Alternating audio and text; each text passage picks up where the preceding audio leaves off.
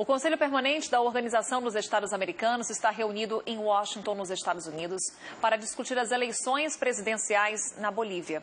Vamos para Nova York conversar com o nosso correspondente, o Mário Vitor Rodrigues. Mário, uma boa noite para você. Já temos novidades sobre esse encontro? Boa noite, Carol. Temos sim a OEA, a Organização dos Estados Americanos, criada ali logo depois da Segunda Guerra Mundial, em 48.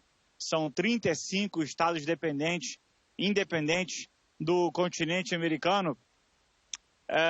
Fez ali, cobrou uma nova eleição justa, né, legal, o fim da violência, enfim, exortou os envolvidos para que logo cheguem a um acordo de modo a restabelecer a ordem democrática no país. E a Organização das Nações Unidas, Mário, também se posicionou sobre a renúncia de Evo Morales. Oi, Carol. Sim, a OEA colocou, é difícil, na verdade, inclusive a ONU hoje, é importante dizer aqui, a impressão que se tem é que o que acontece na Bolívia é de fácil classificação. Ocorreu nas últimas horas uma tentativa de vários interlocutores e das partes envolvidas para classificar a situação como um golpe de Estado, como um contragolpe. E a verdade é que a situação não está longe de ser simples de ser resolvida e muito menos de ser classificada, de ter ali uma nomenclatura. Existe aí a situação envolvendo o exército boliviano, o que assustou a todos nós, mas também é verdade, como a própria OEA constatou, que a eleição passada, recente, do agora ex-presidente Evo Morales, foi recheada ali de situações bem complicadas, de fraudes mesmo eleitorais. Então, todo mundo está pisando em ovos, Carol, sem se preocupar muito em chamar a situação disso ou daquilo e, na verdade, pedir para que o quanto antes a situação, a ordem democrática se resolva e aí, é claro, uma nova eleição legítima, uma nova eleição livre, ela é mais do que necessária, né? Ela é primordial. Sem isso, realmente fica tudo muito complicado. E vale a gente lembrar, né, Mário, que a OEA já tinha recomendado novas eleições antes da renúncia de Evo Morales. Já tinha, quando constatou ali, são mais de 35 mil atas na eleição em que a OEA constatou essas fraudes. E também o fato, na verdade, do presidente, do agora ex-presidente, Evo Morales, ter aceitado, ele chegou a dizer, vale lembrar, antes de renunciar, ele chegou no domingo de manhã a falar em novas eleições. Mas há quem diga o seguinte, que quando ele aceitou aceitou conclamar novas eleições, ele praticamente assinava o atestado de que as eleições tinham sido fraudadas. Tudo muito complicado, Carol. Eu repito, eu percebo nas redes sociais, inclusive, né, nos debates envolvendo essa situação. Hoje, no New York Times, houve um artigo muito interessante colocando justamente isso, que a situação na Bolívia ela está longe de ser simples de ser resolvida, mas pior ainda é tentar trazer a sardinha para um lado ou para o outro do campo ideológico, chamar de golpe, chamar de contragolpe. A situação pede cuidado, pede parcimônia nos argumentos e, é claro, pede também, fundamentalmente, insisto, novas eleições. Mário Vitor Rodrigues, nosso correspondente em Nova York, falando sobre a situação na Bolívia. Obrigada, Mário. E como o Mário destacou para a gente, é uma situação muito complicada e é justamente por isso que a gente trouxe aqui para o estúdio o Saulo Stefanoni Ali. Ele é advogado especialista em direito internacional para tentar esclarecer para a gente o que está acontecendo lá na Bolívia. Obrigada pela presença, Saulo. É um prazer. Bem, Saulo, vamos então primeiro falar sobre a OEA, que foi o grande destaque que o Mário trouxe para a gente. Qual que é o poder de intervenção da OEA no que está acontecendo hoje na Bolívia? É importante a gente entender que não existe um poder de intervenção, né? A OEA é uma organização internacional, reúne diversos estados, tem uma função muito importante, e, sobretudo, é um foro de discussão em âmbito internacional. A OEA tem documentos próprios que são assinados pelos países que dela participam, inclusive documentos que procuram preservar os direitos humanos, né? Então criam obrigação para os estados para a preservação dos direitos humanos, inclusive os direitos políticos, né? E, bem, ainda que o presidente tenha renunciado, tenha caído, a verdade é que o Estado é quem continua comprometido com os direitos humanos, com os direitos políticos. Então, a OEA, ela tem esta manifestação de cobrança para que o Estado se mantenha fiel aos documentos, né, e aos compromissos que assumiu na ordem internacional de proteção desses direitos. Por isso, a OEA tem legitimidade para discutir o assunto, mas não teria legitimidade para uma intervenção no Estado boliviano. Por quê? Porque é um Estado independente. O povo boliviano tem o direito à sua autodeterminação. É uma situação que se instalou, que é uma situação que precisa ser resolvida com o diálogo, e o diálogo entre a população, que é o verdadeiro detentor dos direitos, do poder político naquele território. Agora, Saulo, a OEA já falava em novas eleições. Então, diante do que você falou para a gente, era apenas uma recomendação de novas eleições. Sim, a OEA, como é um organismo internacional, supõe-se que tem uma certa isenção e possa colaborar, como de fato tem colaborado, com a fiscalização de processos eleitorais, especialmente aqueles problemáticos, como esse de fato era, né? Já era. Então, Saulo, no primeiro pleito, quando foi reeleito Morales, a OEA estava ali fiscalizando. Caso aconteçam novas eleições na Bolívia, que essa é a expectativa, quem garante essa fiscalização? A OEA novamente? Se há suspeita de fraude naquele primeiro pleito, o que garante que nesse segundo pleito haverá eleições livres, eleições sem qualquer fraude? Garantia nós não temos. É por isso que é difícil avançar e restabelecer a ordem num Estado, seja ele qual for, enquanto não houver diálogo entre os atores políticos, né? Inclusive entre os oponentes, né? A democracia tem esse paradoxo, né? Então, há uma maioria que toma decisões, mas por vezes essa maioria passa a acreditar que pelo fato de ser maioria, ela pode determinar todos os destinos da nação, esquecendo-se da minoria, né? E talvez esse seja o grande pecado hoje das nações latino-americanas em termos de democracia, né? Evo Morales não poderia concorrer a essas eleições, porque ele já estaria indo para o 4º mandato consecutivo.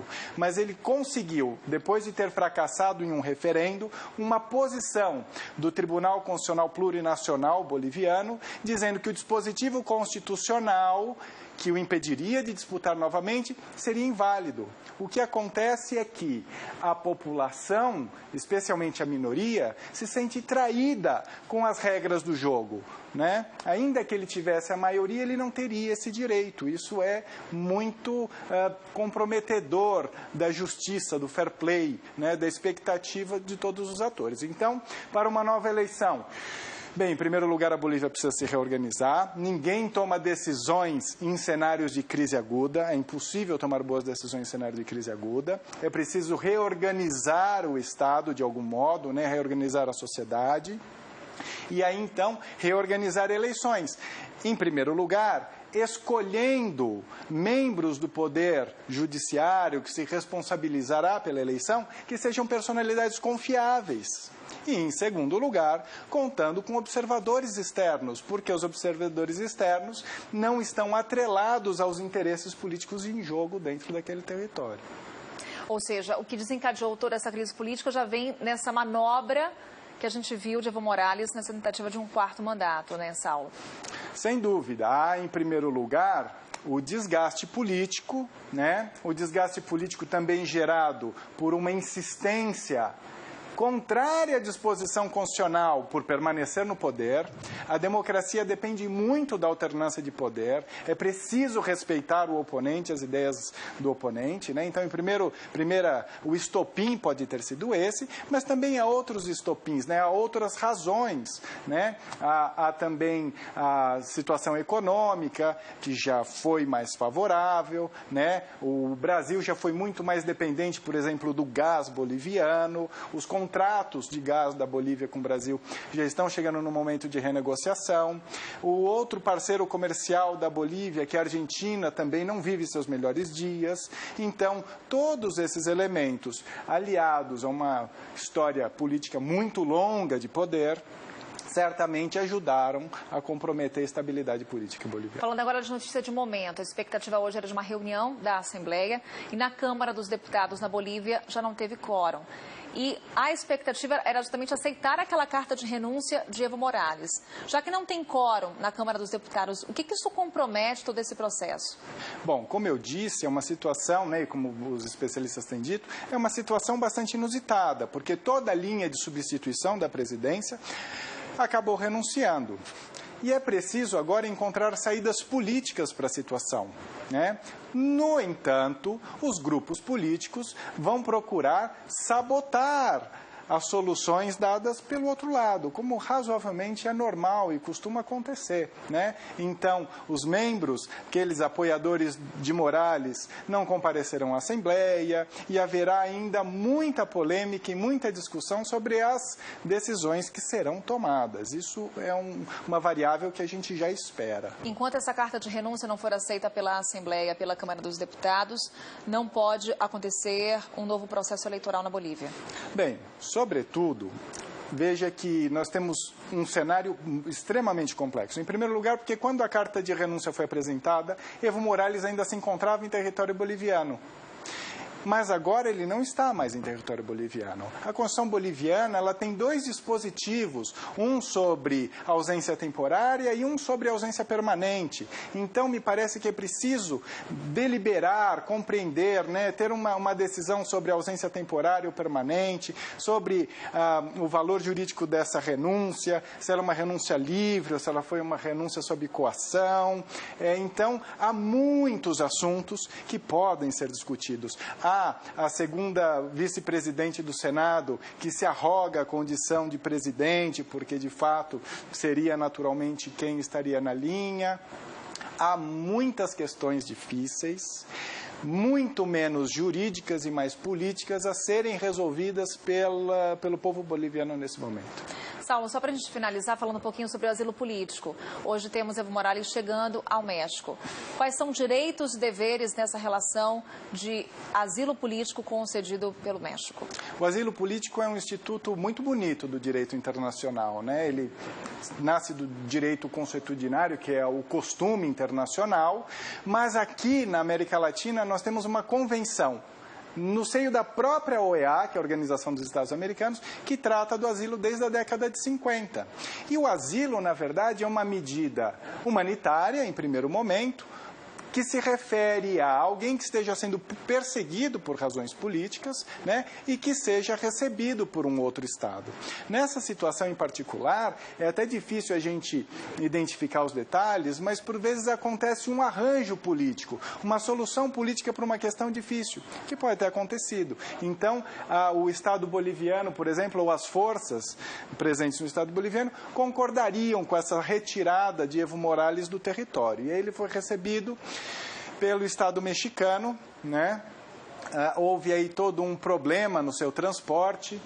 A rigor, existe uma convenção internacional de Chicago que regula o transporte aéreo, né? Fala do direito de sobrevoo, mas nesse caso em particular, utilizando-se um avião da Força Aérea Mexicana, né? Com Evo Morales, alguns estados se opuseram ao pouso da aeronave e outros propriamente à passagem dessa aeronave, de modo que ela teve que fazer um percurso talvez um pouco mais longo. Mas a verdade é que não há uma justificativa adequada, do ponto de vista do direito internacional, para você impedir a passagem, o sobrevoo de uma aeronave, né, a serviço de um Estado com um cidadão perseguido politicamente por outro, né? Se há algum crime de Evo Morales ou não, isso é difícil apreciar agora, mas a verdade é que, neste momento, ele é perseguido por razões políticas, né? Isso parece razoavelmente claro. E essa escolha do país, no caso a escolha foi pelo México, o que influencia nessa decisão? É uma decisão particular de Morales? É uma decisão do Estado mexicano. É o Estado mexicano que concede o asilo, né? E existe, de fato, uma série de países que manifestou apoio a Evo Morales, né? Dentre eles, o México, até por uma identidade, um alinhamento político do presidente atual, né? Mas isso é um acerto político, de política internacional, exercício da soberania do Estado no âmbito internacional, concessão do asilo político. E aí as imagens, então, que a gente via há pouco de Evo Morales chegando em território mexicano e as imagens ao vivo da Bolívia, e a imagem que eu falava há pouco, quando Evo Morales chega em território mexicano, como o Saulo destacava para a gente, todo o trajeto que ele fez, as dificuldades enfrentadas para chegar ao país, e também aqui a gente acompanha as imagens ao vivo da Bolívia, Câmara dos Deputados sem quórum suficiente para analisar essa possibilidade de novas eleições. E, Saulo, gostaria de agradecer a sua presença, então, analisando com a gente o cenário na Bolívia e aguardar, então, os próximos capítulos por lá. Foi um prazer, vamos torcer aí por uma saída pacífica. A Bolívia é um estado muito bonito, muito importante, e a gente torce por ele. Conversamos então com o Saulo Ale, ele é advogado especialista em direito internacional, analisando a situação na Bolívia. Muito obrigada, Saulo.